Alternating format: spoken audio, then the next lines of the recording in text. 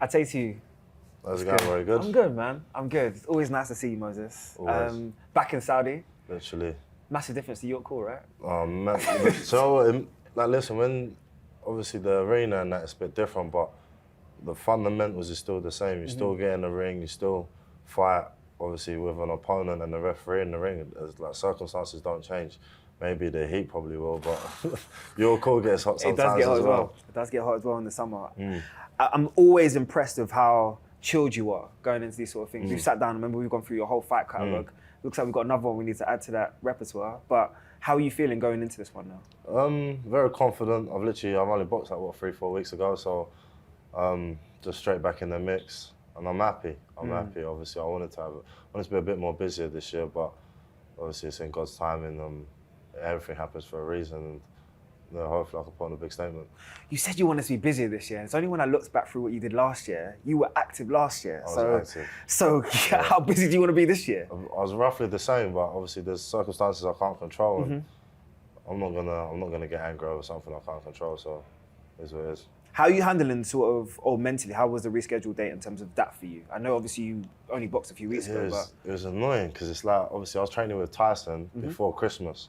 Obviously I was with him with the whole camp.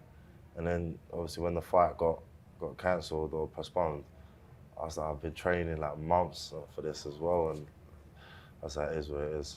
I asked you at the time what that experience would feel like. Now I get to turn around and ask you again. What did you take away from that camp, both physically and then the mental side? There's obviously a lot of times where obviously I spoke to Tyson and Shane. I think Shane passed me a lot of knowledge as well. There's a lot, taking time, balance,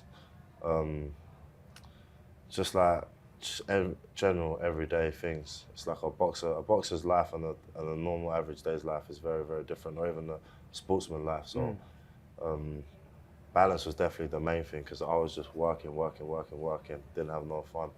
And now when I start to enjoy my life a little bit, or start to enjoy the labour of my fruits of my labour, sorry. No, you good? Yeah, I just look forward to training more. It's so interesting, man, because I said to you last time we sat down and we spoke, you got such a unique mentality. And I don't like to label you for your age because I just look at you like you're just a fighter, you're locked in. But how do you balance everything? The word you just spoke about, balance. Because you're still 19, man. You still want to enjoy life, right? You're still 20. But what's like enjoying life? Like I never really thought like going clubbing and doing X, Y, Z was like really appealing. And if I wanted to do that, I'd rather do that when I've got a few M's in my bank when I've got nothing. It's the best time, right? The parties, obviously, I just say to the boys, obviously, there's a lot of us that came up and grew up together. None of them really came through like that no more. Obviously, I still have a couple of boys, like Jimmy Dean, Mason, and all them that are still boxing to this day, but a lot of them have fell off.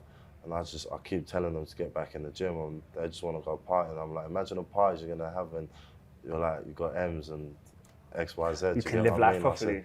You can have proper parties there. What you're doing now, there's nothing. So none of them really want to listen. So it's a struggle. It's a struggle, this boxing game. You know the difference between being great and being elite is those little 10%, minute distance. Or 1%. The 1% difference. Talk about great. I have high praise for Ben Davidson. I've been down to the Performance Center. I've seen the work that's going in there. But you tell me in terms of another one of his fighters that he's working with now, what's that like for you? I thought it was a mad link up because it's like, I don't know, I've always went down to his gym for sparring. It wasn't really a place I would see myself if I'll be honest. But then obviously I was trying out trainers, and I tried a couple of days with Ben, and then I was just like, it shocked me, and then I was like, I can see myself here. And obviously like, I'm here now, innit? It's natural. Literally. You tell me what the difference is, because I could imagine, and I know for a fact, the amount of trainers that wanted to work with Moses. But what was it about Ben that you said to yourself, this is the direction I need right now? So everything was calculated, and he had the answers to every question. Like, if I ask him, why did you do this way, most trainers wouldn't give you an answer. They just like go through the textbook, this is what it says. Whereas Ben will actually be able to tell you why you got to do something, do you know what I mean? But Lee Wiley also, the video analysis, I just thought it was crazy. Like the work that he was showing me with Joshua and with Haney and all them, was solid. So it's the mental side that was pretty much the difference for you. See, everyone talks about it. I've heard Lee Wood talk about it. I've heard AJ talk about it. What he pays in terms of the mental fortitude. You're now telling me the same things that they've been regurgitating. Yeah, it's crazy. I feel like it's cheating a little bit. So what is it that makes them so special? I mean, I've been in that gym. I've been in there from 8 o'clock in the morning and I've been there to the middle of the afternoon. I've seen the champions that have come in one after the other. What does that do for you in terms of inspiration-wise? I don't really pay too much factor in that because when you get into the ring, you're there by yourself anyway. So I don't really pay too much. But I feel like everybody knows their role, and everybody's got a little bit like contributing towards the goal. And I feel like that's just the main thing. Everybody like knows what they've got to do. Because there is something very special about what they do in that gym, right? It's very different to any other gym I've ever been in. So when you say legal cheating, what do you mean in terms of what they're actually doing, the video analysis they're working with you with?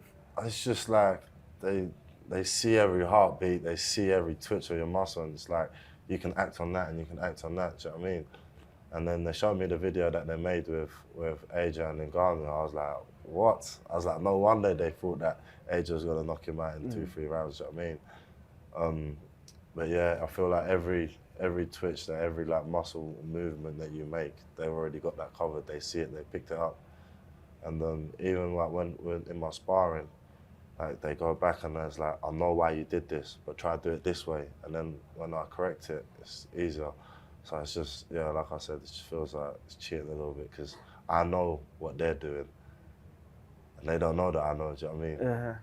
So when they're diving in there, Itauma, and seeing you in terms of anticipating your sparring, anticipating your next move, are they right all the time? Is their analysis always spot on? There's never really a right answer. There's like, this could work, but this could work better. Do you get what I mean? But 9 times out of 10, they probably are spot on, if I'll be honest. When we looked through your journey last time, one thing that definitely stood out to me was when you spoke about the Saudi experience. Now you're here again. Does it feel different? No, it feels like my second home, like, you know. Yeah. Because I've just been here so much. Obviously, I was here when I boxed, and then I came here at the beginning of the year with Tyson. And I came again with Joseph Parker, and now I'm here. Like literally, it's my 3rd, 4th time in the years. We ain't even halfway through the year yet, so I've been there a few times. So it's like, yeah, my second home. You always say to me the same thing, that you want to steal the show. So how does Moses steal the show once again? Well, class boxing, things that you don't really get or see from a heavyweight, and then obviously end it with something you see from the heavyweights. Conclusive, right? Literally. You're in a very unique position because there's a lot of people that will come in and give their interpretation of how the heavyweight title in terms of will play out. But we have been waiting a long time. It's probably it's a majority of my lifetime. I can probably say it's longer than your lifetime. To be a lot longer than mine. That's what I'm saying. That's how long we're talking about to be crowning one undisputed heavyweight champion. Give me your thoughts, man, in terms of how that's going to play out. What do I think is going to think? Of course. What's going to happen in the fight? It's tough because it's like obviously being in training with Tyson. Obviously, he has very like hot cold spars, and if the Tyson that turns up, like that Tyson Fury that turns up, he'll have an easy day with him. But it just depends on which one's going to turn up. And I hear, or speaking from a few coaches, people do say that he rises to the occasion. So I'll probably go with Tyson point victory. Are you going to, naturally as you want to do, steal the show, go and handle your business nice and early? Then I'm guessing you want to get an appetite, come down and watch it. I'm guessing no, 100%. But I know everybody's waiting for the heavyweights, man. Everybody's waiting for the big fight, so obviously I want to close it. I want to close it quickly. You know what's so unique about your situation? I was thinking this on the way here. This must be almost like a little bit of a warm-up for you, like mentally, as to how to handle this, because I'm hoping one day you'll be sitting there saying that you want to collect all of the belts and probably having your own undisputed fight. Everything comes with timing, man. It's what happens after Tyson, what happens after Usyk, what happens after Joshua. And yeah, it's got timing. I'm just going to finally leave you with this. I'm going to enjoy seeing you throughout the week. This is different to when we were chilling in a video room in London, right? But when do you switch? Because I can see you chilled now. I can see you super relaxed. I don't really switch. Maybe when I make the ring walk and I see people cheering, that's when I'm like, oh, I'm in a fight. Do you know what I mean? So until then, yeah, I'm just same on me. Even in the change room when I'm wrapping my hands or whatnot, I don't really feel nothing until like I'm there making that walk. And I'm like, I'm about to fight, do you know what I mean? But I don't really clock that because I've been in so many. As an amateur, I've boxed around the world, Europeans, worlds, whatever. You're obviously, cool. You're cool. Yeah, it's just like, I don't really have that switch until I will make that ring walk, if I'll be honest. You know, I always say the same thing to you, man. God bless. Thank you very much. Come out the same way you went in. I appreciate yeah? it. I'm looking forward to it.